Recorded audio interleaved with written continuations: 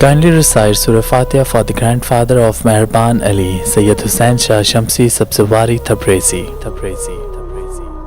امام علی علیہ السلام کی خدمت میں ایک عورت آئی اور دست ادب کو جوڑ کے عرض کرنے لگی، یا علی، ایک حقیر سا سوال آپ کی خدمت میں لے کے آئی ہوں۔ امام علی علیہ السلام نے فرمایا، اے عورت، اللہ کے رسول نے مجھے علم کا دروازہ اس لیے کہا ہے تاکہ جو انسان جس سوال کے لیے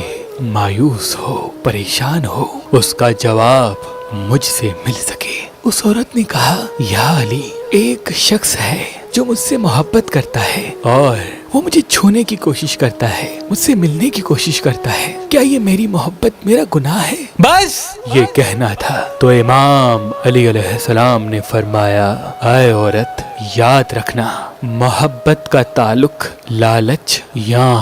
جسم کے مزے سے نہیں بلکہ محبت کا تعلق روح کے سکون سے ہے، اور وہ انسان کو تب ملتا ہے جب انسان کسی کی محبت میں خود کے وجود کو خم کر دے۔ یاد رکھنا، محبت کی پہلی سیڑھی کا نام اللہ نے عزت رکھا۔ جو انسان تم سے محبت کرے اور زمانے کے نزدیک تمہیں ایسا رشتہ نہ دے جس میں عزت ہو تو اس کی محبت نہیں۔ اے عورت، یاد رکھنا، جو محبت انسان کے جسمانی خواہشات پہ مبنی ہو، کسی کو چھونے کی آرزو ہو یا کسی سے ملنے کی خواہش ہو، تو وہ محبت نہیں بلکہ پسند، ہوس اور لالچ ہے، کیونکہ محبت کا تعلق جسم سے نہیں بلکہ روح سے ہوتا ہے۔ جہاں جسمانی خواہشات آ جائیں وہاں محبت کے اوصاف ختم ہوتے ہیں۔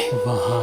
دسترخوان امام حسن مدینے میں تاریخ کا حصہ رہا ہے، جہاں ہزاروں لوگ امام حسن کے دسترخوان پہ بیٹھ کے امام حسن کا نیاز کھاتے تھے، دعا کرتے تھے۔ حضرت شاہ شمس تبریز بھی اپنے عقیدت مندوں کے توسط سے ہفتے میں ایک دن نجف میں دسترخوان امام حسن بچھاتے رہتے تھے، تو ہم نے بھی ایک حقیر انسان کی حیثیت سے دسترخوان امام حسن درگاہ سید حسین شاہ شمسی پہ بچھایا ہے، تاکہ جس طرح سے ہم امام حسین کا نیاز کرتے ہیں، کھاتے ہیں، دعا کرتے ہیں، ویسے ہی ہم دسترخوان امام حسن پہ بھی آئیں، نواسائے رسول امام حسن کا نیاز کھائیں اور اپنا ایمان تازہ کریں۔ جو مومنین دسترخوان امام حسن میں ہمارا ساتھ دے رہے ہیں، میں آپ سب سے گزارش کرتا ہوں کہ ان کے لیے دعا کریں کہ اللہ ان کا یہ نیک عمل اپنی دربار میں قبول و مقبول فرمائے اور ان کے درجات بلند فرمائے اور ان کی دعائیں